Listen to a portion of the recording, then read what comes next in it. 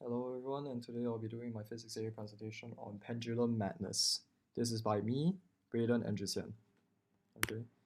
Overview of the experiment is that we're using Firefox and we decided to do a simple experiment based off simple pendulum motion as a study on how more variables added to a system, they become more chaotic and how they become less predictable and how we can use such information about dynamical systems to approximate them and solve real-world problems. Okay. So basic procedures is that we tie the phone to the table with the butcher's twine because the phone is the primary data collector. Yeah. And each subsequent pendulum bob to the system will be tied 5 cm underneath the phone. The pendulum bob is apples because of similar mass and due to spherical shape reducing air resistance in any one particular direction. All tests were released at an approximate of 5 degrees or less. The notch used was a double clovage if anyone was to care because it reduces vibrations in the system and therefore it makes it more predictable, I guess. Butcher's twine was used as its inelastic string, unlike nylon. Okay. So control setup, you can see how if you have one phone, which is a slab of a cuboidal slab, it will generate very interesting data, which is not very pendulum motion like. This is due to presence of air resistance causing it to spin in different directions and causing data to be a bit messy. For a single apple, you can see how it's more or less conform with what we think of pendulum motion, which is sinusoidal waves. Uh, the reason why this is more stable than the previous one is because that the phone is so heavy that it basically acts as an inelastic string in itself and it's not really contributing to the effect of double pendulum. So if you really want the double pendulum, we had to add one more apple, which was what we did, and you can see the effect is immediately obvious with the amplitude of the graph being different for each, for being very different from the one previously, as you can see. This shows how that you add one more apple, one more pendulum bob into the system, it will become more chaotic. And when you add 3 apples, the entire thing just goes haywire. You can see from like this area from the first graph for 3 apples having very different data plots, not very consistent. It happens here for the second one. This is complete chaos, which is unpredictable in nature. The reason why this happens so less will be covered on later on. So yeah, as you can see, more pendulum bobs equals more chaos. This is what the setup looks like. I think it's pretty funny. Yeah, if anyone wanted to recreate this, is what we did approximately. So that was cool, but why is it like that? Why the data like that? So we need to start off by first looking at pendulum equations. We'll be taking the Lagrangian, which is basically a change in coordinates with respect to time. And since we're doing a pendulum, we're ultimately finding a change in rotational velocity, which is angular momentum in this case. No, not angular momentum, sorry, angular velocity in this case.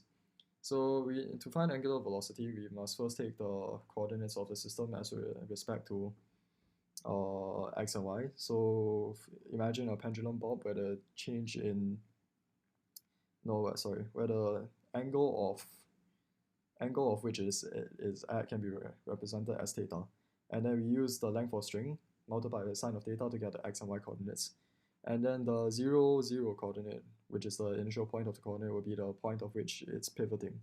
So where the string is tied to the table in this case. So from there on, we can find V, which is potential energy. Why is it V? Because it's Lagrangian. Lagrangian was written in French, so this is a French term. It will make sense in France. And K will be approximated to this thing. The dot above any symbol you see later on will be denoting as the first derivative with respect to time. So in this case, it will be angular momentum because change in radians over change in degrees over change in time. Alright, next, we can find the Lagrangian as stated by change of total kinetic energy minus total potential energy of the system. So you get this very interesting looking equation, and from there on you can just throw this equation into the Euler-Lagrange equation.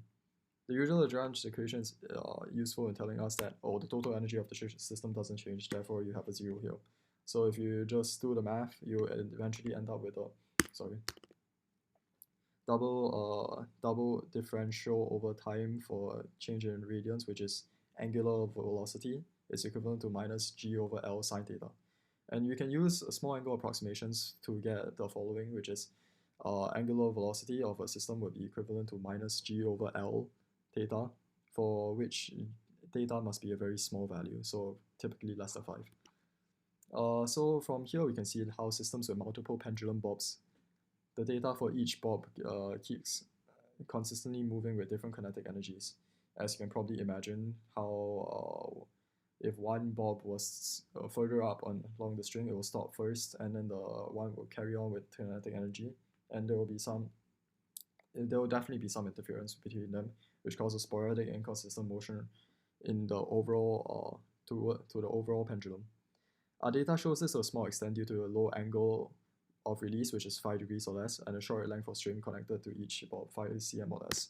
I just like the number 5. And as you can see inside the equation here, those are really the two variables that we can change.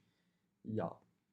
So despite only changing them by a small amount, despite only having a small amount of for these data, it still compounds to a very large chaotic motion, as you can see by the various scatter plots.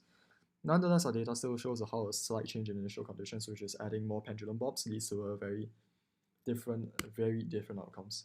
So in real world context, there's this phenomenon called El Niño La Niña, which is where one part of the world experience heavy drought, the other part of the world experience heavy torrential rains. Okay, to predict this, scientists use a very crude approximation using historic data, to create a very crude approximation using a sinusoidal wave. So as you can see here, the amplitude of this is around 2 degrees at the peak, and then the period of which this occurs is approximately 2 years.